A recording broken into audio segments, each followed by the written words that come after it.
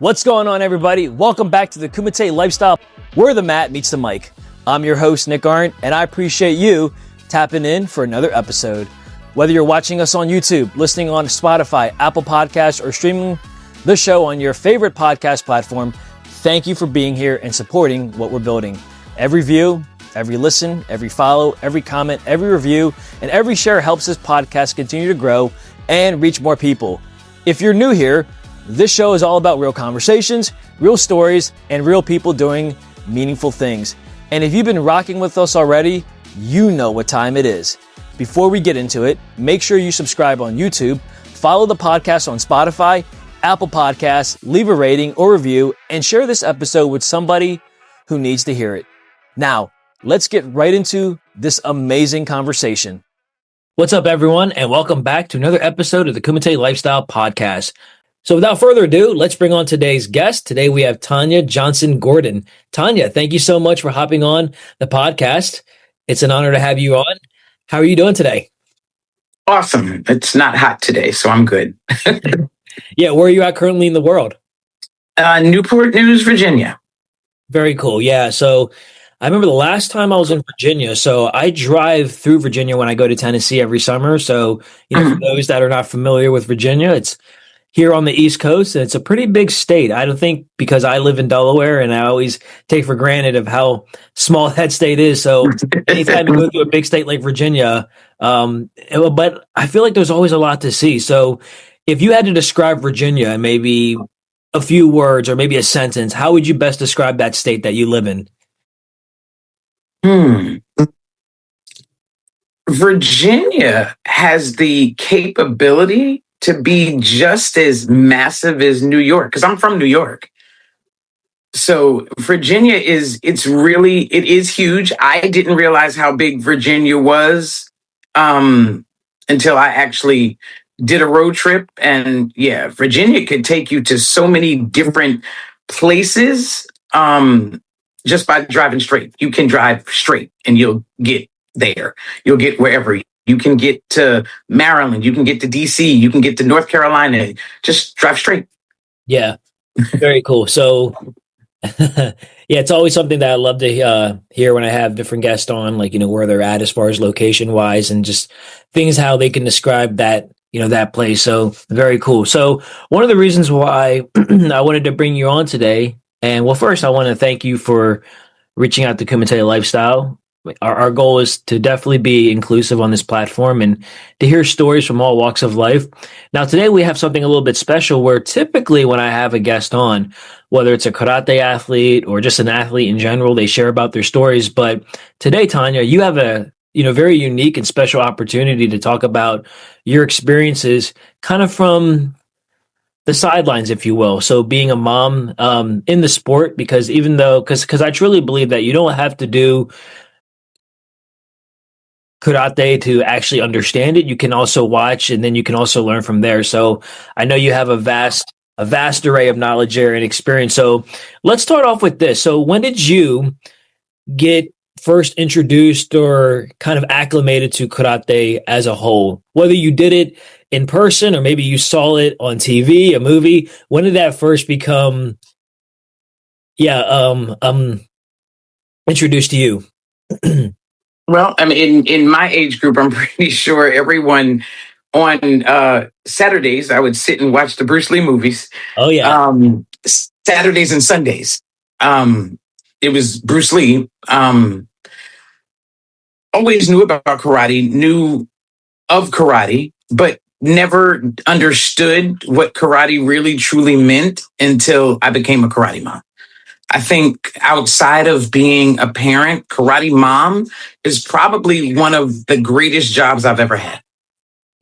Very cool. Yeah, I can also relate to that. Not because I'm a parent, but my mother, who started karate around the same time I did many years ago, she's still training today. So she has similar stories of what it was like to kind of, be off on the sidelines, but she was also there training with me. So she could understand, some of the ups and downs and vice versa. Even though I was her son, I could also see the things that she was also struggling with too. And not that struggle is a bad thing. So let's start with that. So so you talked about your son. When did your son first get acclimated to karate? Or what was his first introduction? So we have two boys in karate right now. We have Amir, who is now 17, who got started at the age of 4. Um, and Chris is now 12, who got started at the age of 3. Hmm. He literally was almost born in the dojo. I was extremely pregnant and going through, and he when he was born, all he knew was karate. That's all, he knew nothing else. He would practice, he would learn katas faster than anyone I've ever seen. And he would do the katas and practice his moves. And we would send Sensei Moose, and I have to say, happy birthday, Sensei Axum. We would send him videos, but he said, it's amazing, but he's so young. I can't. I mean, he was 2 and he was doing kata better than a 5-year-old, but he was 2. So what are you going to do? But Sensei Moose decided to give him a try at 3, and they've been doing it ever since. Amir at 4, and he really, I really didn't think it was just going to be a good fit for him. I really didn't. I mean, I'm not the parent that, allows the child to just give up, but I just didn't think it was going to work out. And I never imagined that I'd be here with a head full of gray and all these years later, still doing karate with these kids. I never thought it was going to happen, but here he is, and X amount of medals and competitions and all different things later, we're here. That is so awesome to hear. And you mentioned something early on where you weren't sure that this was going to be a good fit for him initially. No. You gave a huge shout out to Coach Moose. So happy birthday to Coach Axum. He was also a guest that I had on the podcast. So huge shout out to him and all his success and all his students down there in Virginia. But going back to what you said, so when you said you had reservations, Voila. So from a parent perspective, what did, maybe not a turnoff, but what did you see karate maybe not being? Oh, it was. I mean, I can use the turnoff phrase because so anybody who knows John Axum, you are not going to entrust your children in his care, and he's just going to, okay, well, whatever you did at home, that's exactly what we're going to do here. And if little Johnny doesn't want to do it, he doesn't have to do it. That is not the way it's going to happen in Axum martial arts. So I'm watching this man through the window, and I'm like, okay, you're not going to tell my baby one more time that he has to kick a bag, because he don't have to do nothing he don't want to do. You're going to leave him alone. But then he told my husband and I that we had to leave. And I'm just like, I got to leave where? That's my child in there. I don't have to go anywhere. But he said, you need to leave. And that was the hardest. To me, it was 20 years that I left for, but I know it wasn't. But I left, and that allowed me to I started to cut the apron strings. And I know, okay, he was only 4, but you have to let go. You have to start to let go. And he actually started to find himself in karate. The honor, the dignity, the respect, the discipline. He started to find his way from the age of 4. And now he's going to be 18 soon. That's crazy. Still doing karate. Still, he went to Romania at 12 for his first world competition, and he's never stopped. That's crazy. And that's awesome to hear, because you just said a couple things that I've always wondered as an instructor myself. So going back to, excuse me, when you had that, that encounter with Coach Moose and him basically telling you guys to leave. I mean, that's kind of ballsy on his part too. And just, yes, just having that, approaching demeanor. So I'm curious, were there other parents in the room? Like what was their, parents there? There sure were. And what was their thought of it? Because I'm looking at more from an instructor standpoint. Before we jump back into this conversation, I've got to put you on. The official Kumite Lifestyle shop is open and the merch is ready. We've got shirts, hoodies, hats, accessories available now, and every purchase helps support the show, the content, the guest, and everything we're building. So if you've been enjoying the episodes, this is your chance to support the podcast and look good while doing it.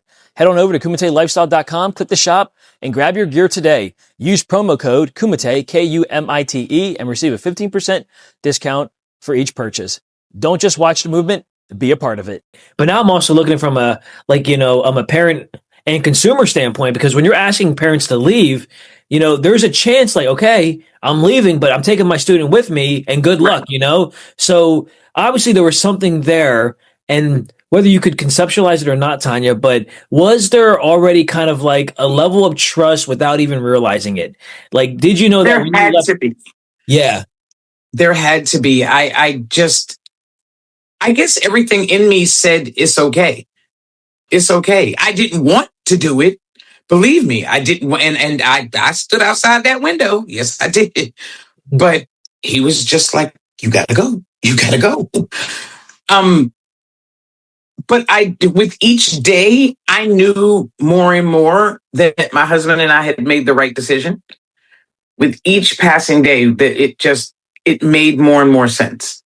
It made more and more sense that we were in the right place.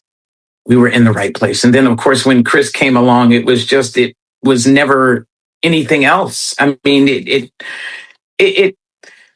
we've started. So these kids have started their careers with acts of martial arts. They've never been to another dojo, never had another sensei. It's there. That's it. And I know that many people go through and many people move and they change up. But these two kids started as babies and they've never been trained anywhere else. Yeah. So there's something to say with loyalty and just, Yes. sticking to something for a long time. So here you had your son started, thinking initially it's not going to be for him. And then you're basically asked to leave, not be dismissed, but basically asked to leave the room. And I'm sure that was for the sake of the child, of course, and sake for, but now, looking back, when did you start seeing that early success with your son? And I would say even just the first class is a huge success because, sometimes the hardest challenge is just walking through the doors for the first time and trying something new. And we say that all the time, even for adult students or teenagers. So I praise anyone that walks through any door and tries something new for the first time, especially being so young. But as a parent, when did you first see he can do this? This is, something that he can also enjoy and also find success in? I'd say the first, that first tournament that he did, which I really felt like he was a little bit too young to be competing with so many people, but he essentially told us, in not so many words, I got this. I can do it. And he did it. And he was amazing. And not because he was mine, but just because he was really, really good. And I couldn't understand how, because you'd never, ever done this before. You never asked to do this. He had never seen, I don't even think he knew who Bruce Lee was. He'd never seen karate, anything. But here he is, and he picked up everything like a sponge, and he learned so quickly, and he loved it. You could tell that he loved it. So if he wasn't in karate, he wasn't happy. Yeah. So it was a no-brainer. I had to do it. Yeah. And then him, of course, I think again, I have to put a lot of times when I'm teaching, whether it's jujitsu or karate, I have to put myself into both the athlete shoes and the parent shoes. So when you saw your son have that success, you're probably I'm sure as a parent that had to feel good, knowing Absolutely.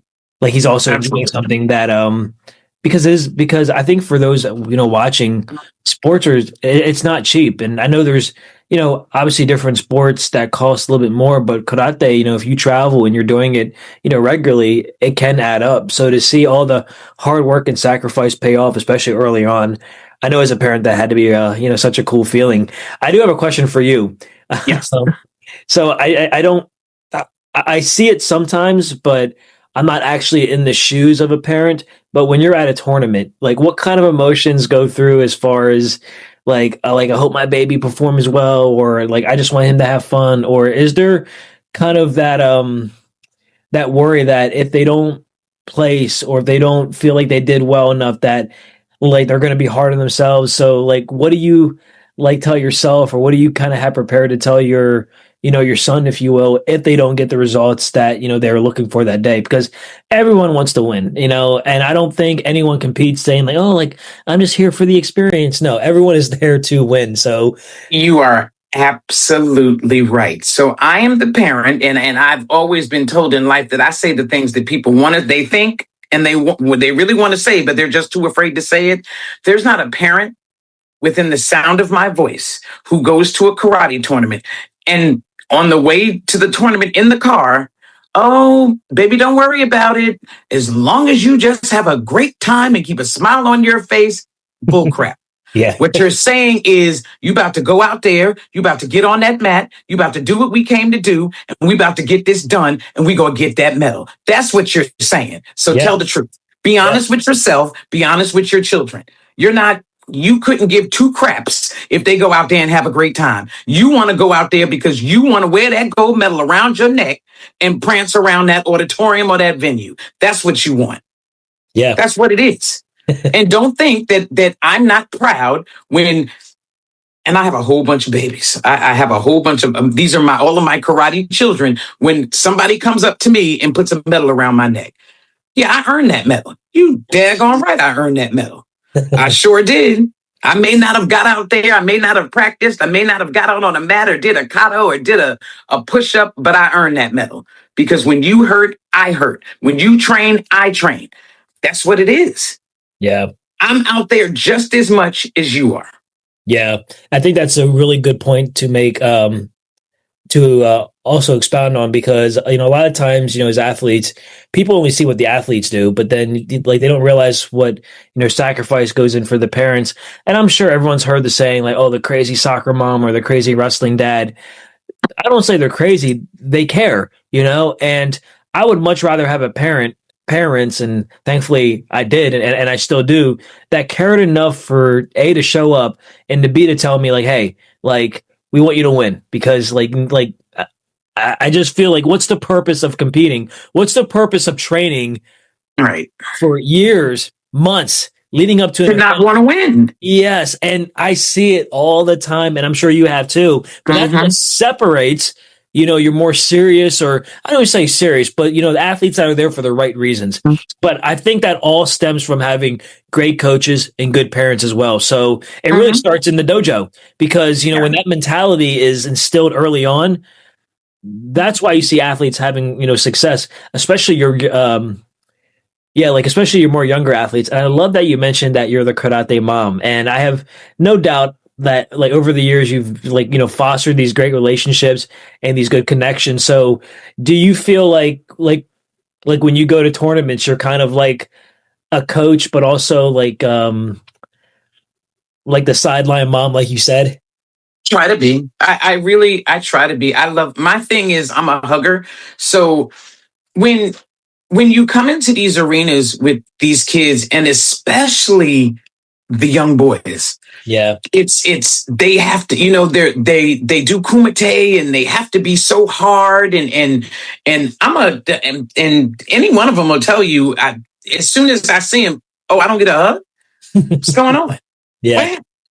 I mean, because I really think that first hug, that's your day. Like Yeah. that surge of warmth and genuine love. I don't have to say a word. This part of the episode could be sponsored by you. If you're a business owner, creator, entrepreneur, brand, or organization looking to get in front of the engaged audience, this is your opportunity. Kumite Lifestyle is growing, and we're always looking to partner with people who are doing good work and want to connect with the community. To sponsor an episode, Or to learn more, visit kumitelifestyle.com or reach out directly. Let's build something together. Now, back to the episode. Just, okay, I got this. I'm good. I'm good right now. So that could be the whole start of somebody's day.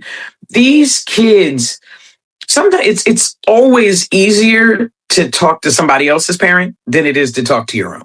Yeah. So if I could be a voice on the end of a phone line or a text or whatever it is, I don't mind being that because everybody needs it. And I would hope that if Amir doesn't, because, they get to be a certain age and they act like they don't want to hug you no more or whatever the case is, that, somebody would be that extension for me when I'm not around. If I'm not there or if my husband's not there, be that extension for mine. It's not just in organization. And I know it's cliche, but we are a family. We travel together, we eat together, we do things together. We're a family. Yeah. And families have to stick together, especially in this day and age. So we need to look out for each other and we need to look out for our kids. Yeah, absolutely. Tonya, how would you best describe Axum Martial Arts? Not just the martial arts side, but just the overall culture of that academy. Because I'm hearing a lot of great things come out of that school, from Coach Moose, of course, but from your experience, how would you best describe it? It's on a regular.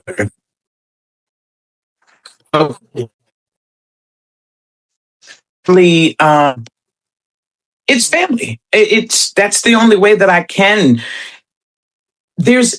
Axum has grown over the last almost 14 years. I've seen a lot of people come and go. And I've heard a lot of, there's people who they're, and I'd never understood this, but, I'm gonna be here till so-and-so gets his black belt. And okay, all right, if that's what you want to do.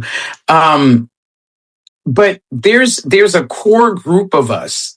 And I could probably count them from the beginning. I could probably count on maybe a hand and a half of who's still there. Now there's the Axum Dojo has grown ridiculously over the years. I mean, he's has a ton of students. He's doing an amazing job in the community. But there's a group of us. We're the OGs in this in this little family. We're the olds. We have the mamas and the papas because we've gotten a lot of gray hairs over time.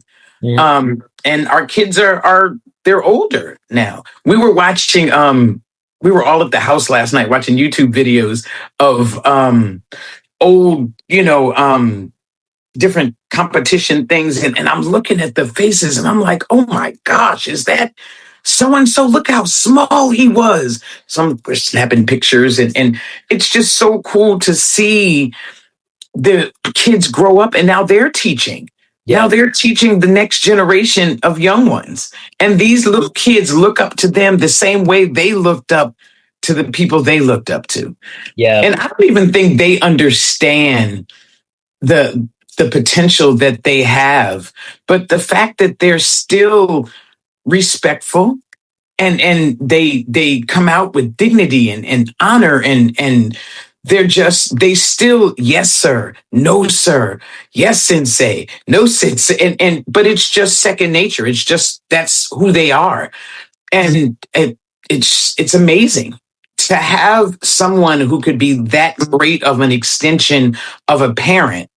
And that as a parent, when you're not there, that sensei, he's got your kids and you don't have to ever worry.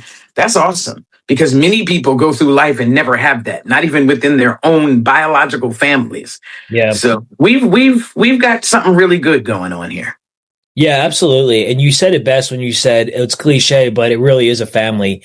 And I think that's something that is sometimes said a little too loose, but when you're in an environment and are in this culture that you talk about so passionately with a lot of love, I can definitely hear it from just like the way you also articulated. But yeah, it is nice knowing that it's more than just karate, and I think that's the biggest message I'm hearing so far is while karate is kind of the core of what we're talking about, it's become a lot more than just that. It's the experiences of training, it's the experience of traveling, and for you being not just a mom, but mom, like I'm a mom for many people, and it's and I'm sure you don't take it for granted because I think that's something that's very special because when you can Mhm. leave your home and go to another place, as they say, like your second home, it does mean a little bit more. Does Coach Moose ever is collaboration something that he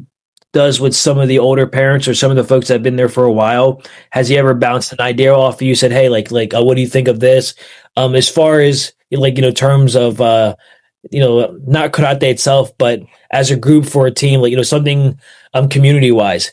Is there ever any collaboration that you've done with him as far as the betterment for the entire dojo, or maybe just an idea? We have so Moose likes to do every year like a toy drive. So they get together toys and stuff and take toys that we gather up in the dojo to different places for the kids. We also, my husband and I run a nonprofit where we operate an emergency food pantry. We give out free diapers and um, we do let people, the homeless, come and do laundry and stuff in the community, and he will do gather up cans and stuff within the dojo and give them to us, and then we distribute them. We've had sometimes some of the dojo kids have come and done food distributions. So yes, there's definitely he he does involve some of us OG parents. But what comes along with that is because we've been around so long, we also know him and we know his heart. Um, Trust doesn't come easily. Sure. So the newer parents who, I mean, they're probably simply thinking, and here's another one of me just putting it out there. Oh, okay, well, I pay this man money every month, so okay, so he's providing us, we're paying him for a service, and that's as far as it goes. Well, if that's where you want to take it, stop it, and leave it, then that's up to you as a parent. But just understand as a parent that your relationship could be so much greater if you just, you know, opened up a little bit. I mean, he's a very kind and understanding individual, and there's parents that we've gone through different things together. We've seen each other through. There's been weddings, births, funerals. We do life together. And if I could throw that on as a tagline on a shirt, it acts of martial arts. We do life together because Yeah. that's what we do. It's been. I mean, it's. I have Amir will be 18 years old. He graduates from college next year, and Chris is coming up behind him. He's only 12. I got a lot of years left. Yeah. Yeah. So going back to Amir and Chris, when because I see you wearing the WUKF shirt, so I wonder, was when they went to nationals, like what was one of the biggest events that they won that was memorable for you? And whatever event that was, like, do you remember? Like, can you describe the emotions and the I raw emotions, can, if you will? so I can, the first one for me, this is 2026, Nationals is next month, 25, 24, 2023, I want to say.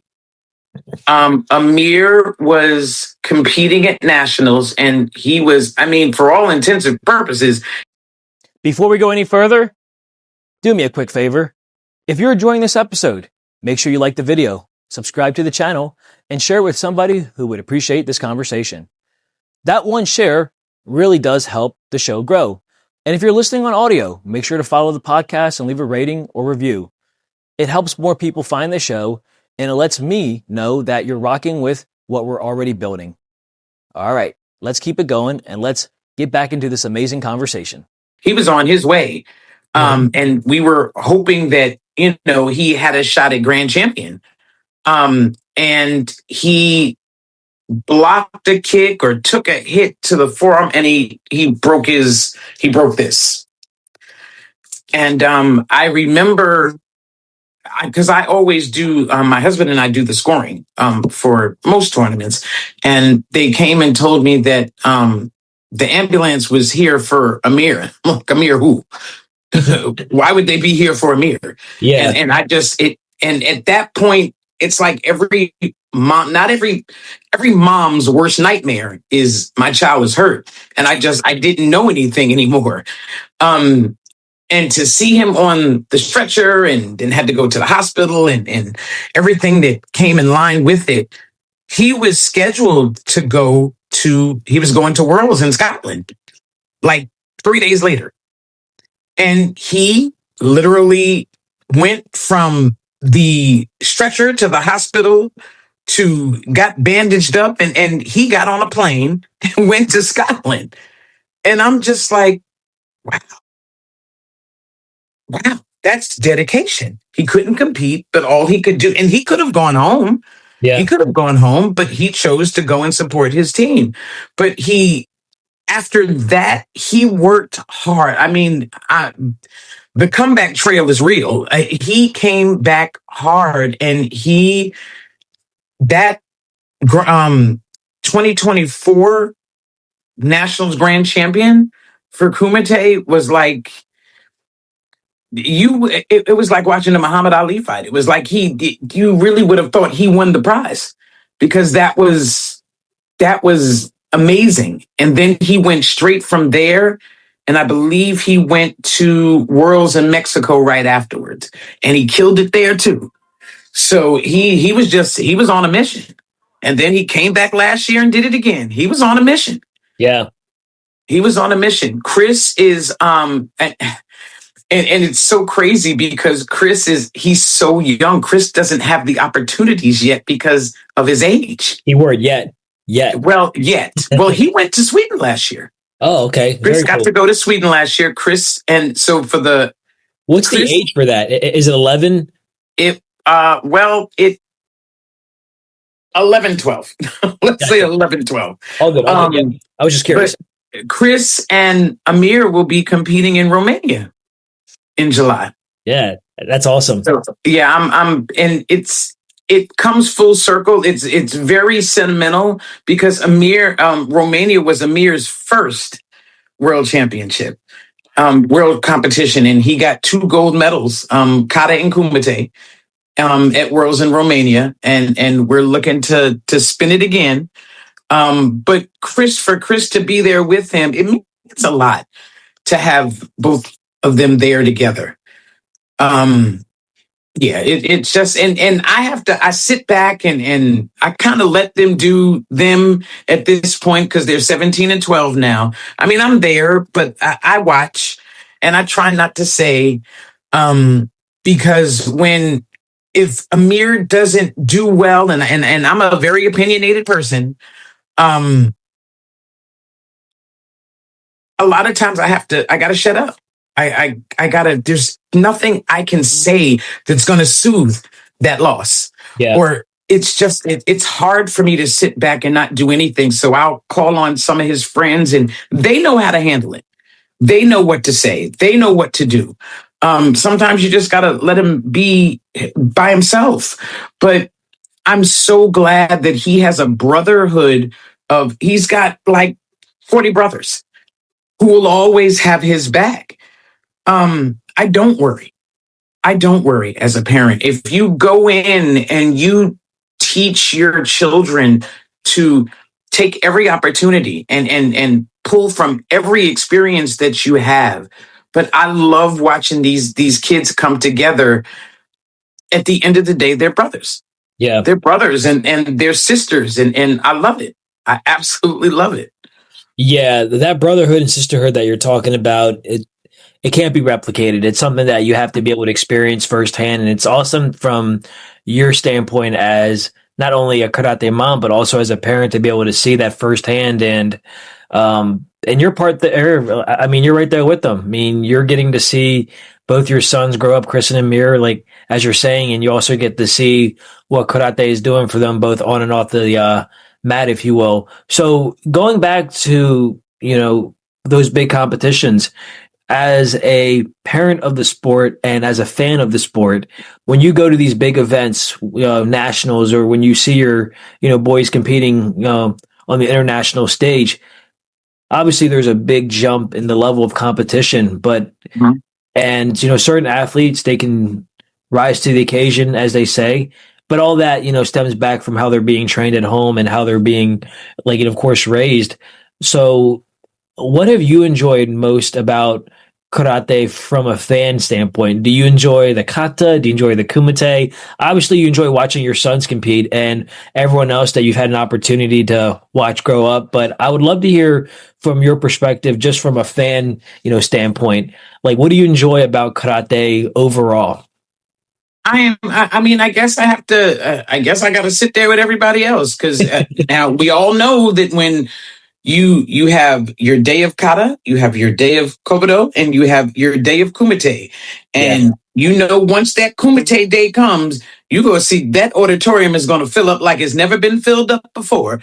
And people, you don't know where these people came from, who, when it comes to kumite days. So I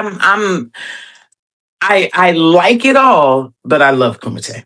yeah, I love it. I absolutely love the drive and to see. I have watched Amir and Chris, but well, more so now that Chris is older, but I've watched them literally fight their geese off.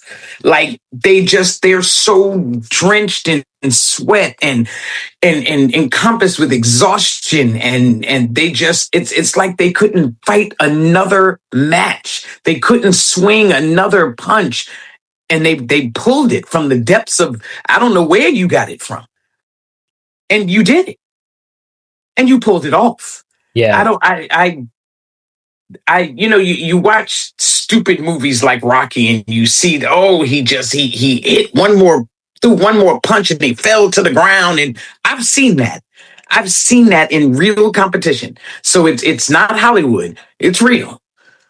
When it's really coming from two competitors who really both want the same thing and they're going to get it. yeah, Somebody's going to get it. But it's either you or me. yeah.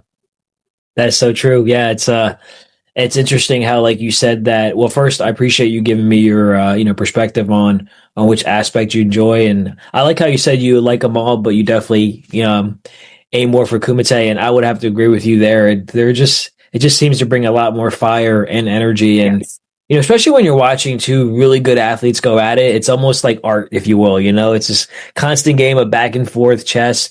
Um, I want to take a second to say thank you to everybody who supports Kumite Lifestyle. Whether you've watched one episode or you've been here since the beginning, I appreciate you. This show has grown because of the people who listen, watch, comment, share, and tell others about it. If you want to support even more, visit kumitelifestyle.com. You can check out the latest episodes, shop the merch, connect with us, and stay updated on everything we have coming next. This is bigger than just a podcast. It's a community. And I'm grateful that you're a part of it. Let's get back into this amazing conversation. I had Austin Gillespie on Mhm. the podcast as well, and I know he's also a student of Coach Axum. I was just thinking about him just now because you were talking about all the students that kind of come and go, but I know he's been there for a while.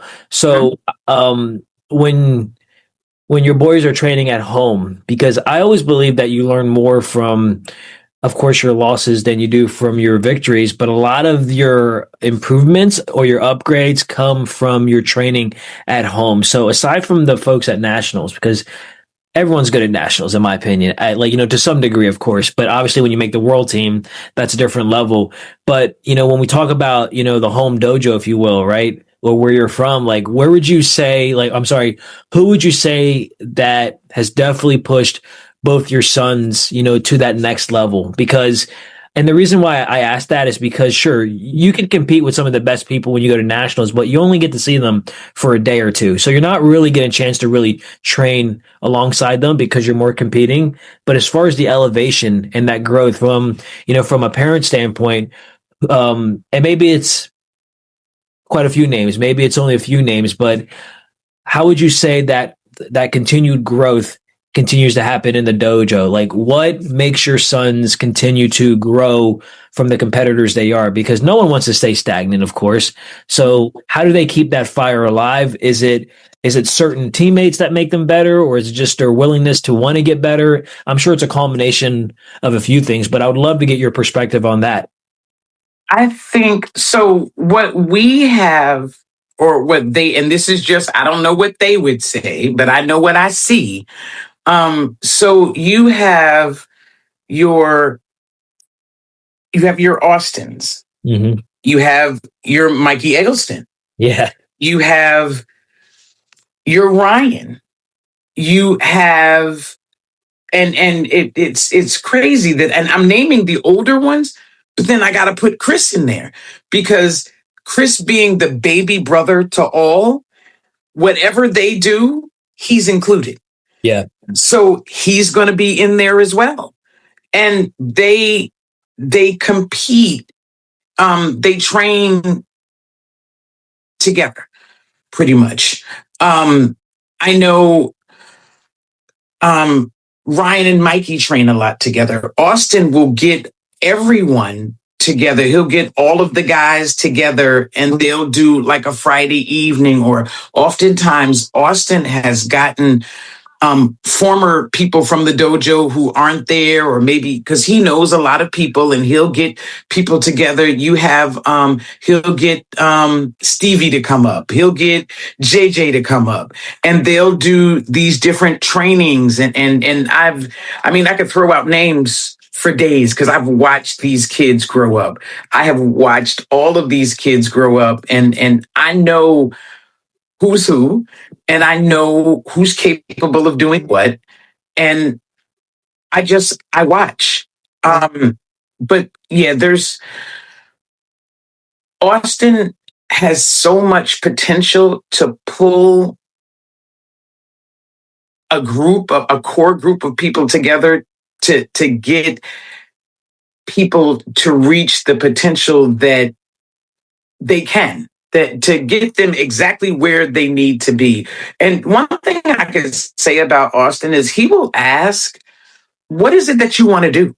Mm. Where are you trying to go? Yeah. Where are you trying to be? And okay, are you not there yet? Well, if you're not there, then let's get there. Yeah. And sometimes, you may not want to do, or want to be, because you feel like you can't, or you don't have the time, or whatever, but you got to have a group of people pushing you. You got to have people pushing you. It's hard to be the karate superstar by yourself. It's Yeah. not an arena of one. Mm-hmm. You have to there you got to have your team. Yeah. As they say, it's like rising tides lift all boats. And I love how you use the analogy of Austin being the guy to kind of pull from. And if there's anything to learn from that, anyone that's kind of younger than him or kind of not at that point, they can use that as a learning opportunity. But yeah, like you mentioned Stevie, you mentioned JJ. I've all amazing people that I've had on the podcast. And Tonya, there's something that you've like been saying this whole time that is really resonating with me. It's just community and just really like, coming together for a good cause. And I mean, I've been doing this podcast now for almost close to a year now, and I've been so fortunate to be able to connect with a lot of AAU athletes and coaches. I was on the AAU team many, many years ago. So, and I've said this on other podcasts. It's like I feel like a lot of time has passed, but just kind of rekindling these old connections and new ones, and I'm thankful that I have a chance to connect with you. It's like just AAU by itself. It's like a lot of time has passed, but at the same time, no time has passed because just the culture of the AAU has really been very consistent. I'm all for inclusivity, and I feel the AAU has done, and like they're continuing to do an amazing job of bringing athletes together. And as I mentioned before, it really does start at home, like home Yes. base, if you will. So how cool is it that you've been fortunate from day one, even though that first day one experience might not have been what you expected, but look where it's like, I mean, imagine had you not walked through those doors all those years ago. Right. Like, Right. so it's crazy to kind of think like, as they say, like we're what one decision away from a totally different life. So as we kind of wrap up this session, if you will, or this amazing talk, I would love to get your perspective for the future. I know nothing lasts forever, but I feel like the lessons that we learn from karate, whether directly or indirectly, like what's your goal? Like, so when your sons, I mean, I would like to assume a safe assumption that your sons like karate is always going to be there for them. But as a Mhm. karate mom, as someone who's really been very invested, and I say that because it's your time, it's your money, it's these sacrifices that a lot of people don't think about. But where do you see yourself in the next 10 years? Do you still see yourself involved with the dojo? And I'm only asking that because as an athlete, as a coach, I've seen a lot of parents, and I get it. You're there because your child's there. Like you're investing time because your child's involved in this club or that, like, whatever it is. But once the child steps away, the parent or the family kind of fizzles out, which it makes sense. But for you, because you've had this long investment with this dojo and this community, if you will, where do you see yourself, let's say in the next, yeah, let's say 5 or 10 years, because I know you said you have a younger one and you're still going to be in this. Mhm. But do you see karate being something like no, I'm going to be involved in this somehow to some degree for the rest of my life? Um, I'm going to say I more than likely will be because I really expect I know some of the kids they have aspirations to at some point open their own dojos. And I would love to be when I started out in karate with Amir, Sensei Moose's grandmother, we used to call her Sensei Granny, God rest her soul. She was freaking awesome. She was all involved in the dojo. And I in my mind, I never said this, but in my mind, I thought she was like a ninja or something because I'm like, Sensei Granny, that's freaking cool. What does she do? Does she do karate? I'm just trying to figure it out. But I want to be her. I want to be Sensei Granny in one of their dojos. I want to be, I know everything about every aspect of it because she did. She could do financials. She knew about, everything that was supposed to happen, how classes, everything, but she was silent. Mm-hmm. I want to be a Sensei Granny presence in somebody's dojo. Yeah. I'm the OG, the OOG. I mean, if just that, if you want to know, go ask Mama Tanya. She'll tell you. Oh, she knows. I just want to be that presence. I really think that karate is always going to be something that they are going to do. I try to get my kids to want to do more. And your body is always not, it's not going to be kind to you forever. Yeah.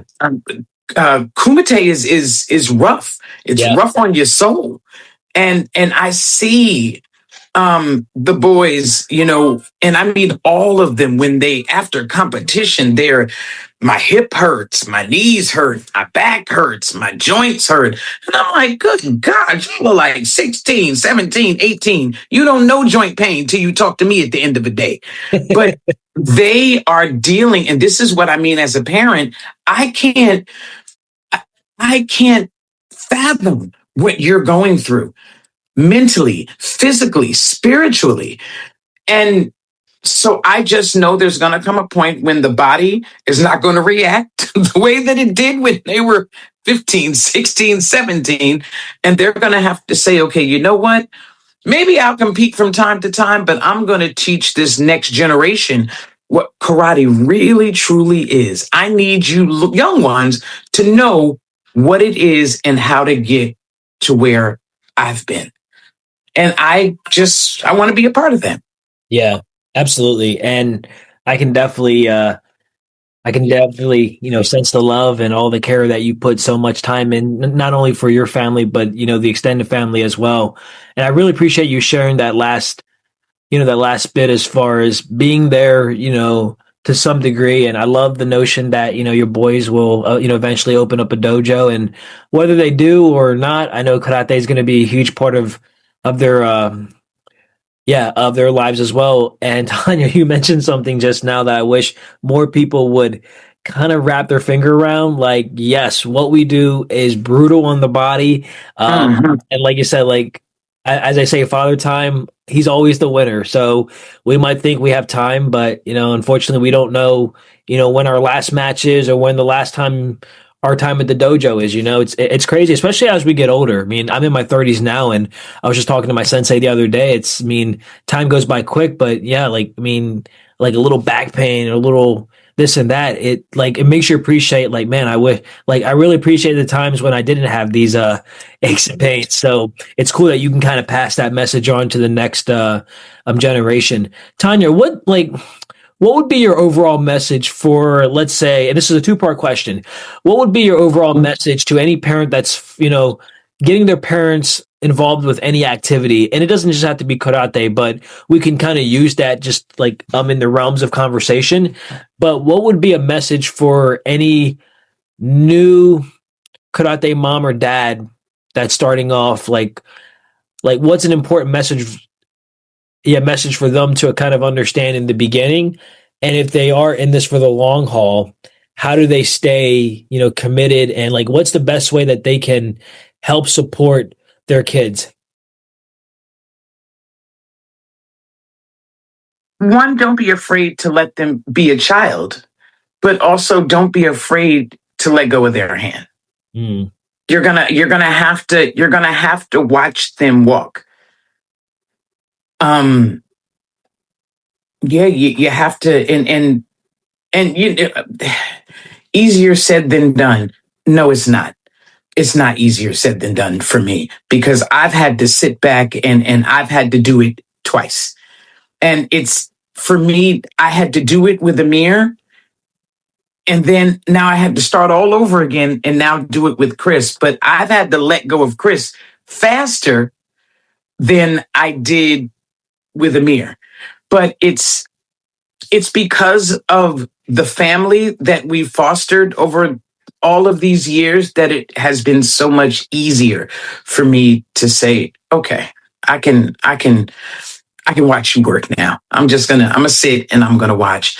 But just if you're coming into karate, it's don't come into karate because you're looking for someone to babysit your child. Don't come to the sport for that. Don't come to this avenue for babysitting. That's not what this is.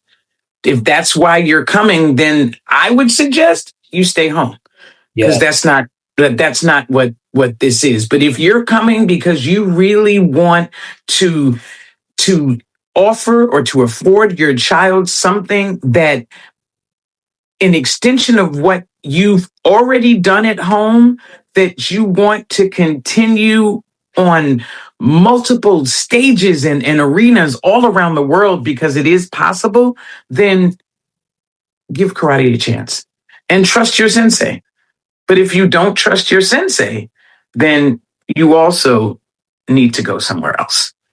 Yeah. So overall, just having that trust and understanding, and like you said, best, it's okay to kind of let go a little bit because you have Yeah. to, because like you're putting your trust into another human being, if you will. And man, it's amazing that you did that, because who knows where you guys would be now. So huge shout out to Coach Axum again and just his amazing ability to teach and just his mindset and community. And huge shout out to you, Tanya, for taking that step many, many years ago and raising two amazing boys. Like obviously seeing their success not only at home, but also in the on the mat and both off the mat as well. Tanya, who would you like to give? I always like to give my guest and the opportunity to give any shout outs to anyone out there in the world. Who would you like to give thanks to? And I'm sure your list is long, but if you want to kind of condense it to maybe three or four that kind of come off the top of your head.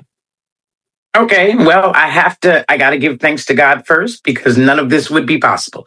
There wouldn't be any me or them or Amir or anyone else because he saw fit to make this work and to keep them safe. And then I have to say thank you to my husband. A really big shout out to Edward Gordon because in the beginning, I couldn't be there. I wasn't always karate mom.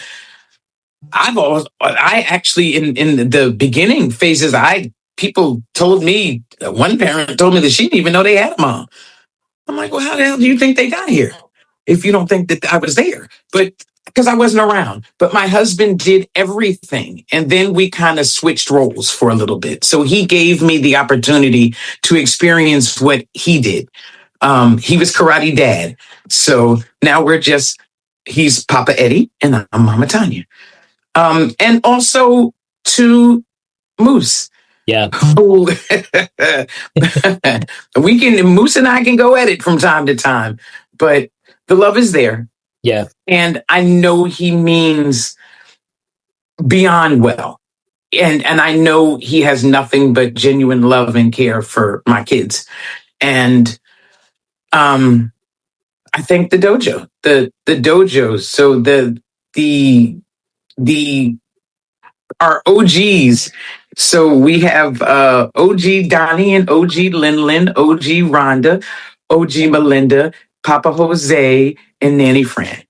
Yeah. So those are our OGs in the dojo. So Yeah. I give.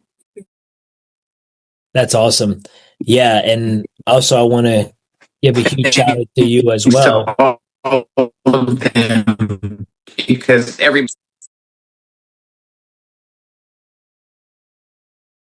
Can you hear me?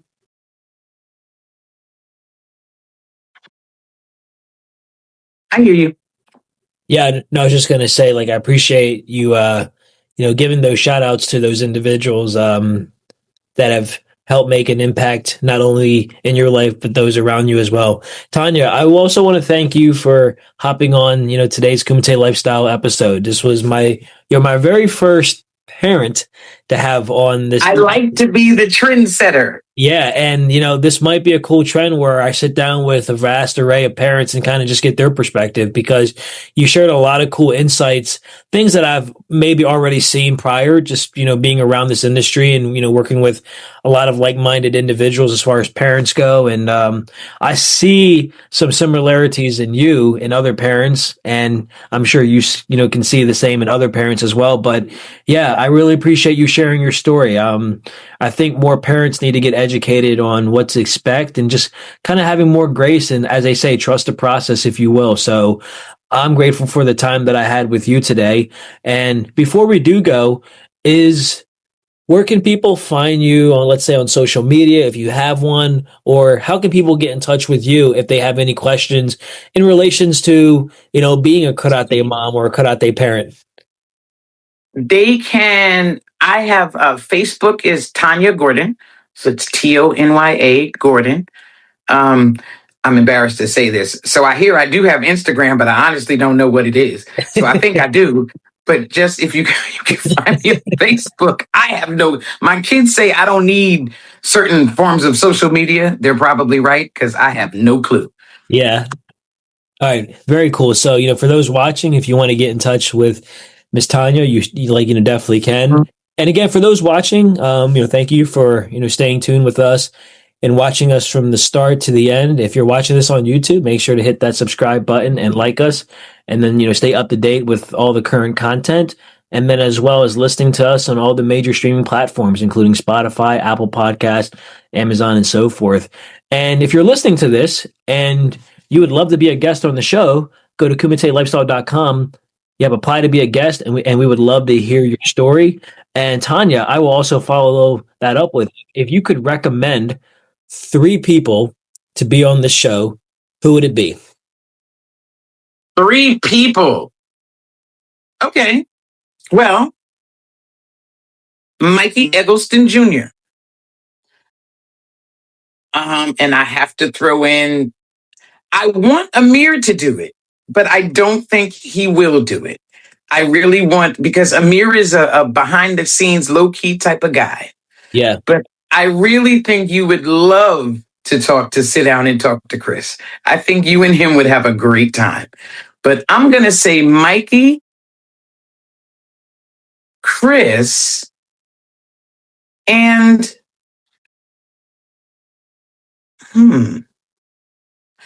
Gustavo. Yeah.